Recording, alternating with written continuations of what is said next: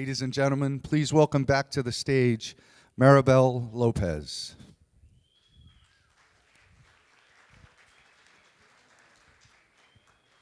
Welcome back, everybody. It is my great pleasure to introduce to the stage Sanjay Poonen. Sing us a song, you're the piano man. Sing us a song. It's got some good music there, Maribel. I know.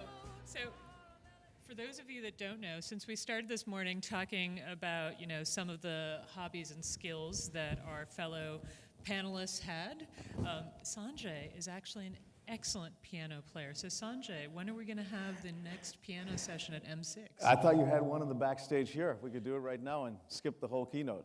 Oh, there you Fireside go. chat Somebody and just roll have the piano. some jazz music instead and talk about mobility in music.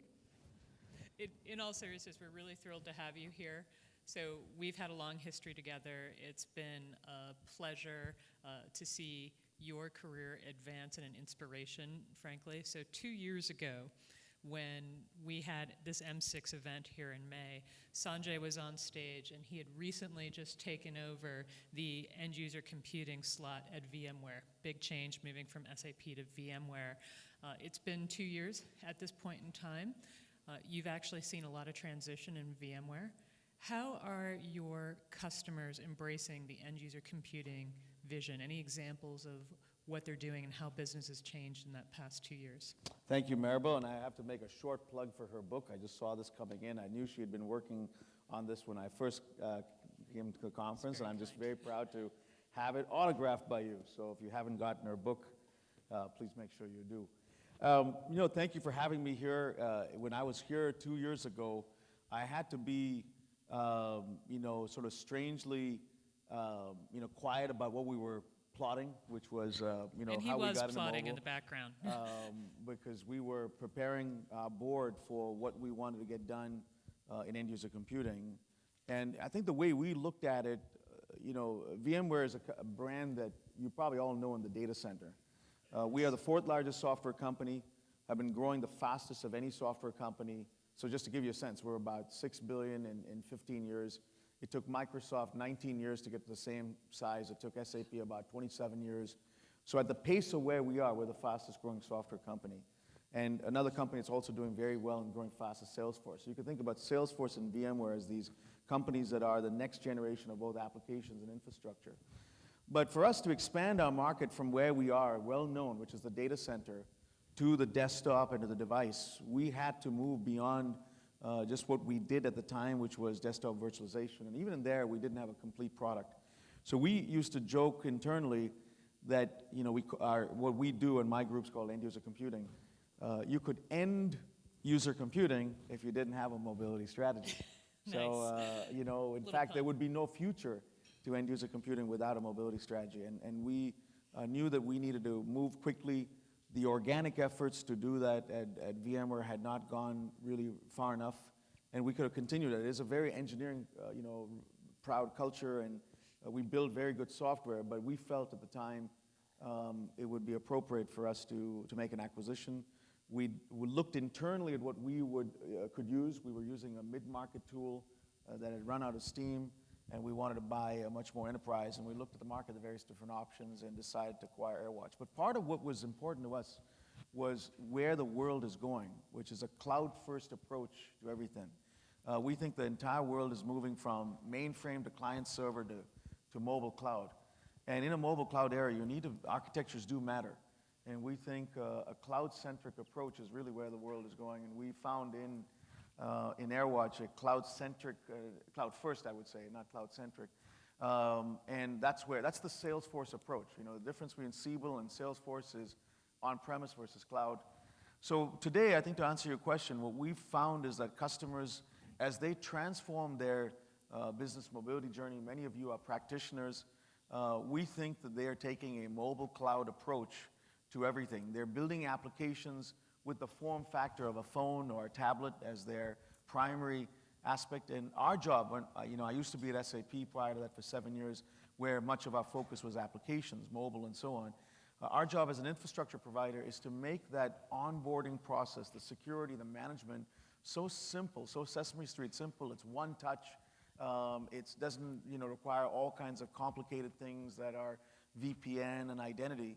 And then using the cash balance of a large company, because part of what we can do as a 37, 40 billion market cap company is invest more in R&D, acquire companies with our capital balance sheet to become a larger player than to force you as a company to invest in lots of different startups. And we think that this space will become one where, provided the larger vendors like us can innovate, that's really the hard challenge.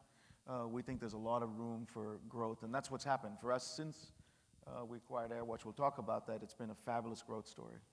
It's interesting you bring up this concept of mobile cloud, and yesterday we were on stage, we had Microsoft and SAP, and we talked about some of that transition to the mobile cloud world. You just mentioned making an acquisition to further your cloud efforts. But as I've seen you over the past years look at end user computing, I've also noticed that it's not just been via acquisition. You've had a lot of data center assets that you've talked about. You've had a lot of mobile assets. And it strikes me that you're actually trying to converge those and bring them together as a bigger portfolio solution. Has that been a difficult transition for VMware to try to pull together what were these really two separate entities and create this new end user computing? I think there's always challenges, and most acquisitions, if you look at the Harvard Business School research, most acquisitions fail. For those of you who are companies that are either been acquired or acquired, the biggest challenge is people leave after some period of time, or you lose the DNA of innovation. So we approach acquisitions with a great amount of hunger and humility, which is, we think a lot about what it would take to make an acquisition successful. But part of what we did well before we even got to acquiring AirWatch, or we've done 3 or 4 other small acquisitions, tuck-in acquisitions in this area, was we painted a vision. And if you don't have a vision, I tell people you can never acquire your way out of trouble if you don't have a clear vision and a strategy. And our vision was very simply put, to allow end users to work at the speed of life. Right? It's a simple statement that my mother can understand. What does working at the speed of life mean? We borrow a lot of examples from the consumer world. When you listen to music, you don't anymore today lug around 300 CDs. You've got your iPod, your iPhone, or whatever device that you have, and then you've got iTunes, you've got iCloud, and music comes to you. The Netflix experience with movies. You can start a movie in San Francisco, land in Barcelona, and start exactly where you stopped. Why is the IT world of enterprise so loaded with stuff that you've got to remember? Two-factor authentication, VPN, you can't really log in from the terminal. And we want to make this experience from desktop to laptop to tablet to phone to Tesla. That continuum of desktop to Tesla, a single pane of glass. So as we think about that, we had incredible technology that could allow you to virtualize and manage the Windows traditional experience in a way that you could then get that on any device. That's traditionally what's called virtual desktops, VDI, and app publishing. We've done very well there, and most recently have really been on a torrent of growth and innovation. Now most of the analysts rank us 1 in that area. But you couldn't really bridge into the mobile cloud world. And when you could have a way by which, in a very seamless way, where things like identity, network security was all sort of taken care of for you, but you had a simple way of being able to go from Windows apps to stuff that might run on a Chromebook or a Mac, to iOS to Android, and allow you as the users to be completely abstracted away of not worrying about what those apps are. If we look at apps today in the world, because it really is an apps economy, we think that there are apps in 5 different type of categories. Let me name them for you. Number 1 are mainframe apps. Many of you may have completely absolved those, but there are a number of banks and others that still have mainframe apps. Number 2 are client-server Windows apps, and there are a long tail of them. They're not probably all going away. Number 3 are browser-based apps, but they don't run in the modern HTML5, Chrome. They just run in whatever, IE8 or some older browser, and they've not been updated for the new world of HTML5. Number 4 are HTML5-centric apps. These might be SaaS apps. And number 5 are just pure native mobile apps. We would love the entire world to be the last 2, HTML5 and mobile apps. That's just not, sadly, where we are. So when we look at the distribution of apps in the world, it's really almost like a bell curve. There are a few apps that are still mainframe. There are a few apps that are completely all made mobile, and then there's a lot in the middle. And when you want to deliver that application experience, whether it's Windows or SaaS apps, we felt that was a big opportunity, Maribel. And that's really what we've set ourselves to do, to say, abstract away the application experience. We will bring them into the mobile cloud era through the breadth of technologies we have. So we have 3 sort of pillars that we focused on. Horizon is our set of products on the desktop side. AirWatch is our brand of our products on our mobile side. We have a content collaboration suite, and then an underlying platform of identity management and related services that tie them together. That entire sort of single pane of glass is called the Workspace Suite. And our goal is to ensure that we can take you from that sort of desktop to Tesla experience and allow you to very seamlessly roll out your apps. As we did that, then we had pieces that were missing, that we either had to build or buy. And the general culture within the company is a build culture. We engineer our way to hopefully give you the delightful solutions you need. And 80% of my R&D investment is organic. But occasionally, when we look at an asset that is far ahead of us, or is a startup that's pioneering, we'll try to partner with them. We have lots of very good partners. If you come to VMworld, for example, I mean, it's filled with partners, many of whom even compete with us. But a few partners we might actually acquire. Excellent. I think when we started this concept, I think a lot of people were skeptical of the vision of being able to bring what was a traditional desktop virtualization forward in the landscape and then actually add mobile to that. But I think what we're seeing within VMware and with some of the other companies is this concept of you need to have that continuity. We need to bridge to the past, but we also need to move forward. Now, you've mentioned AirWatch several times now, and I know many people in the room are AirWatch customers, and many of them are actually probably meeting with AirWatch in a few hours if they aren't. So it's been about a year now since you've had AirWatch. Can you talk a little bit about how you're balancing this concept of integration, of innovation within that sector? Because I think most people are fearful that once something's acquired, it sort of dies on the vine. Yeah, it's a really good point. I mean, these are the yin and yang of software, right? I mean, you look at large companies, how do you balance innovation and integration? Because a startup is typically incredibly good at innovation. They can move fast, but they don't have the assets to integrate into a larger infrastructure, or they don't have the distribution channel. What is the benefit of a large company that typically can engineer their way to integrate anything, but they can often create a vertical stack that becomes so structured and so concrete that it doesn't move fast enough for you.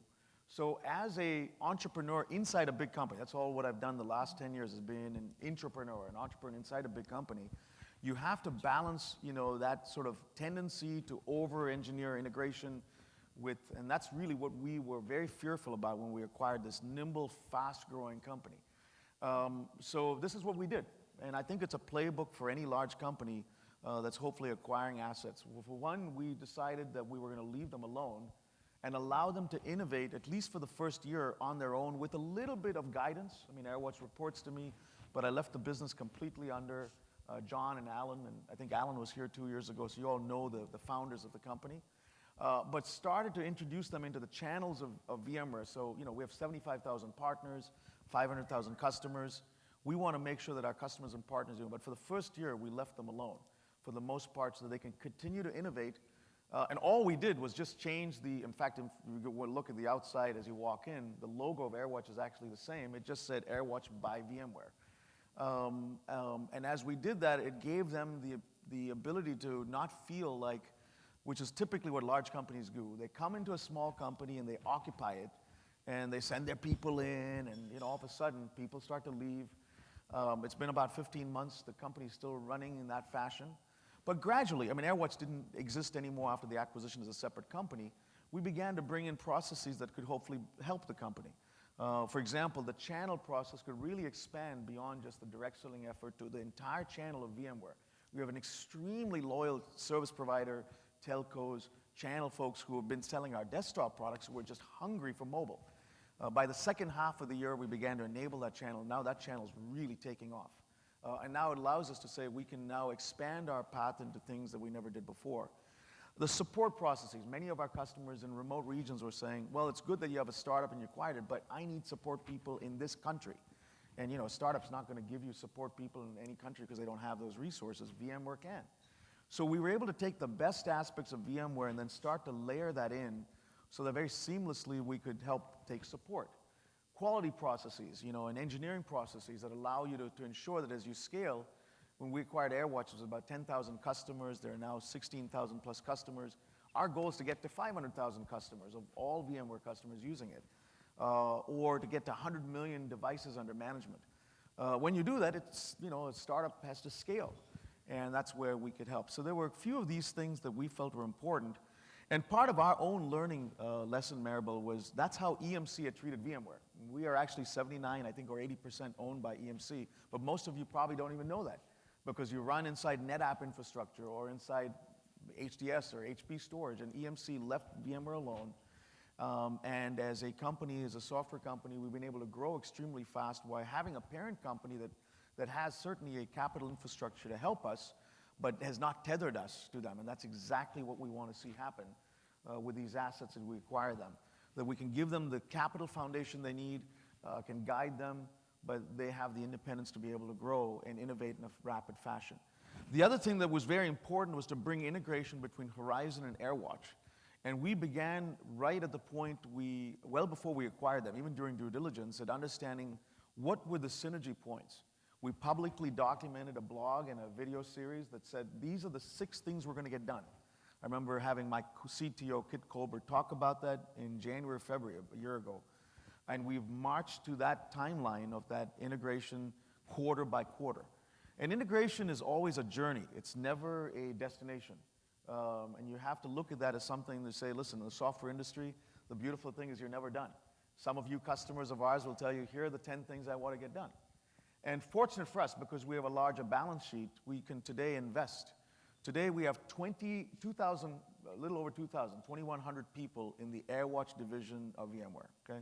That's almost 3 times the size of any other startup, so we can spend much more on R&D, we can spend a lot more on distribution, while still keeping a focus. Those 2,100 people are doing mobile every single day. They wake up in the morning, and that's the breadth and depth we can get, and that's, we see no end. Provided there's growth, we see no reason why we wouldn't keep investing in that part of the business.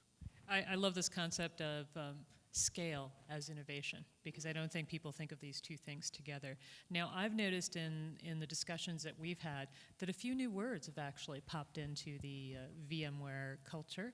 I've noticed the word IoT, and I've noticed the word identity being used by everybody that's come up from AirWatch. So can you tell me a little bit about what identity means to VMware and how customers in the audience should be thinking about identity moving forward? Yeah, the first one, actually, Internet of Things and IoT was, Alan, the chairman of AirWatch, really had that as part of their vision already, and we loved the fact that many of their customers of AirWatch were actually starting to extend beyond tablets and phones. They were one of the leaders in managing devices that were ruggedized devices, for example, and even, in some places, machines, whether it was cars or connected cars or vending machines or a variety of other places, because it's a similar type of problem, managing and securing an operating system, provided it can be interrogated, QNX or Android. So we have many customers in that vertical. Identity for us was very important because if you think about, we have this sort of metaphor that we use inside VMware where we think about end user computing like the head, what you see, okay? So it's all what you see, desktops and mobile. And a lot of the infrastructure of the data center is the body, what you don't really see. But when you can connect the head and the body, you get some powerful things. So, for example, a server virtualization, compute virtualization, the hypervisor is like the heart. It pumps blood into practically the entire data center, and it's really critical. Part of the reason we can engineer a very strong integration of VDI into the data center is just we've got vSphere, and ES6 is the world's best hypervisor. The storage virtualization, sort of like your stomach. It allows you to be optimal of how you actually can store things well, and storage virtualization actually takes a lot of money away from having to spend on expensive hardware. Network security, NSX, is sort of like your nervous system. It connects much of how you want to be able to connect things together. Identity, we felt, was sort of like the neck, if you would. It really allows you to say, rather than have to have single sign-on and usernames and passwords that are all over the data center and what you see, desktops and mobile, if we could engineer something standards-based, SAML and a variety of other things that were nicely integrated into the mobile infrastructure and the desktop infrastructure, it would save CIOs having to buy this from one more startup. our view of end-user computing was today it's just scattered with 4 or 5 different companies that are doing, I buy my VDI from this company, I buy my mobile management from this company, I buy my content collaboration from this company, and then I buy my identity management from another company. And this was the world of ERP 40 years ago. You had Bond, you probably didn't have SAP at the time. And SAP said, well, this is a suite, and here's how we can engineer things, provided we are best of breed in each of those modules. Same things happen in CRM. If you looked at the Sales Cloud or the Marketing Cloud or the Service Cloud that Salesforce talks about today, these were all separate companies 15 years ago. And first Siebel on-premise and now Salesforce in the cloud said, if we can engineer a solution that's best of breed in those areas, customers are going to move to a suite. And that's exactly what we're trying to get done in end-user computing. And the goal that I would tell any of you customers is you have to hold us accountable to, when I talk about our 3 pillars, desktop, mobile, content collaboration, and an underlying layer of identity. If we're not best of breed in any of those, you should buy somebody else. And that should be a way we integrate. But provided our products can stay best of breed, yet unified and integrated, would save you, multiple contracts that you got to buy, multiple support, multiple, ways in which you've got to sort of duct tape this together. So Maribel, that's really our goal, and that's why that sort of linchpin or that platform of identity is very important. If you look at some of the new analyst research now, all of them are talking about mobile identity management or mobile management and identity management coming together, and we are at the forefront, among a few other vendors, of now pushing that forward.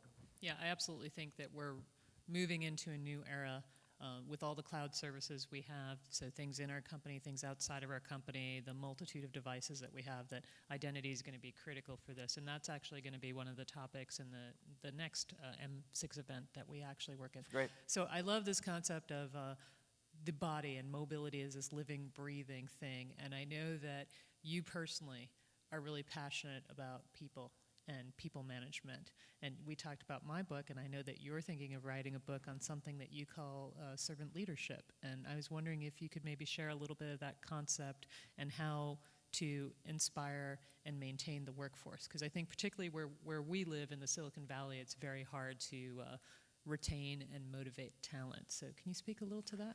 Yeah, hopefully I'm as good as you at writing.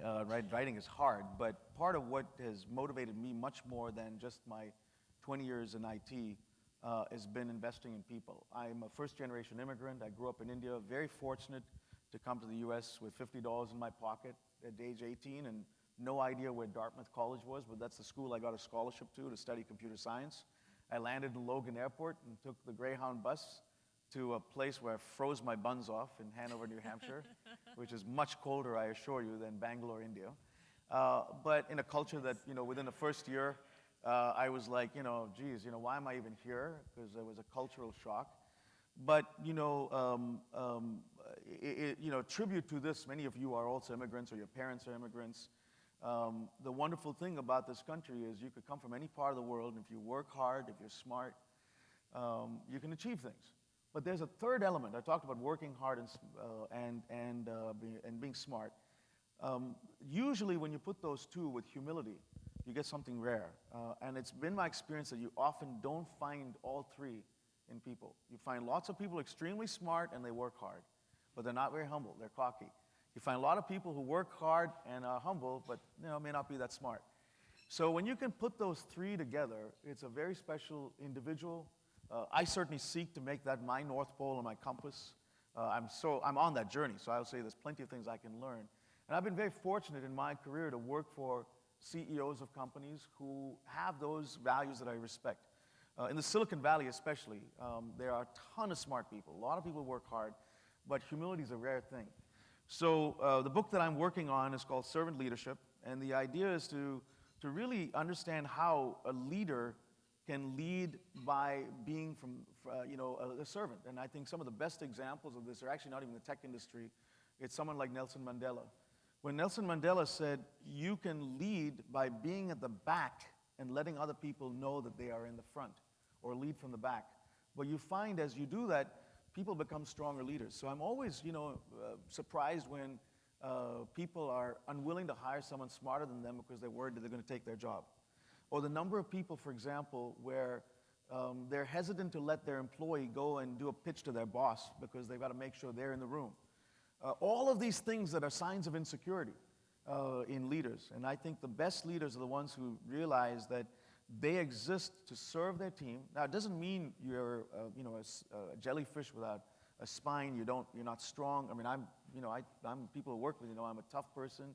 I'm a tough negotiator. But when you could combine the aspects of, working hard and a servant-centric way in which you lead, you become a very different leader.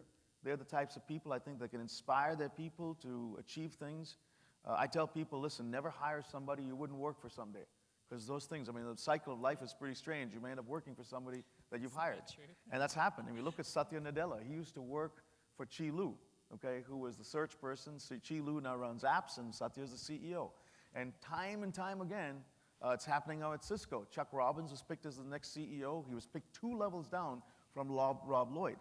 So I think as a leader, when you could build that into the DNA of the company, I've chosen for myself to run what we call teachable leadership development classes, very inspired by people like Jack Welch and what he did at GE. And we make that a priority for the way in which we invest in people.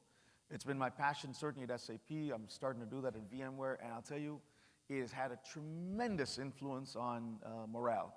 When I joined the company, this part of VMware, end-user computing, had the highest attrition and the lowest morale. And the first thing I did at my all-hands, but it was like day 3 of the job, was I put up a chart which was out of Jim Collins' book, Built to Last. I said, listen, it's more not important where this bus is going and how it's getting there. In other words, the how and the where, usually the strategy questions or the execution questions, everyone wants to ask. I said, the more important question is who's on the bus. And we obsess about talent. I have, almost in all the hires I've made, I've never used an executive recruiter. There's a wonderful, wonderful tool today called LinkedIn that people happily exhibit everything they're doing. And you'll actually be surprised what some of your own employees talk about on LinkedIn that they're doing. And we scour that for great talent. When we find a good talent, we want to hire them. And then also not just hire new people in, groom people from inside out. And that's really been a passion of mine. So hopefully, maybe when I come here next time, the book will be written, and I'll give you all a free copy. I really look forward to that. We have time for 1, maybe 2 questions. If anybody in the audience has a question for Sanjay, please raise your hand. Anyone?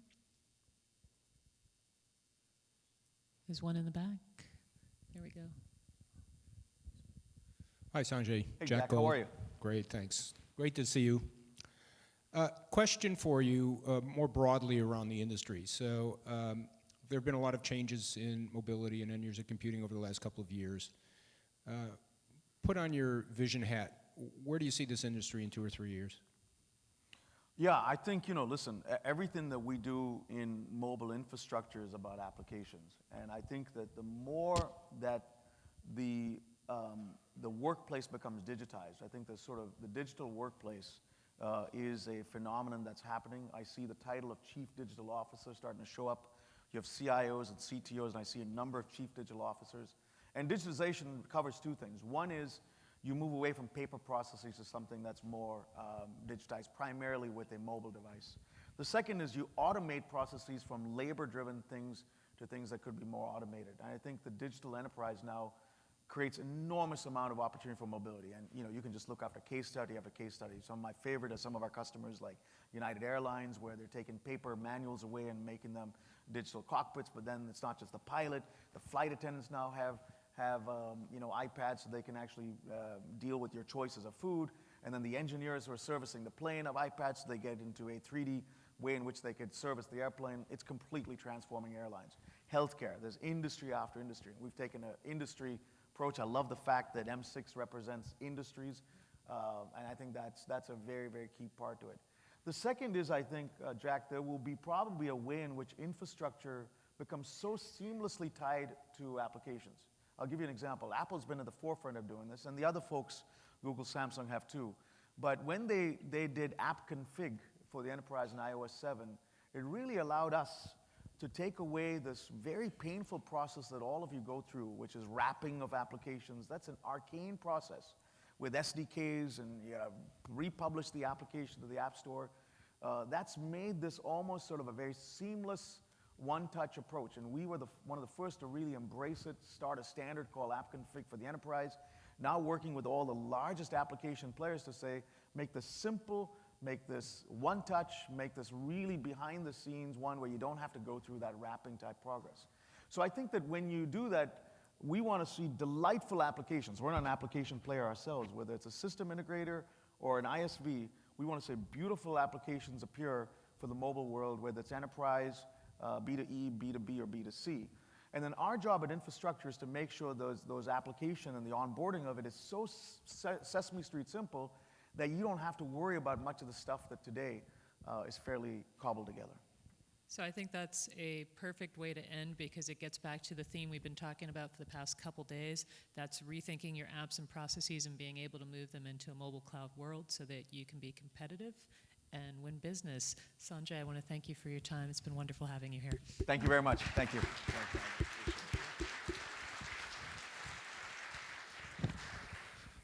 Thank you, Sanjay. That was wonderful. There's some sessions you just don't want to end.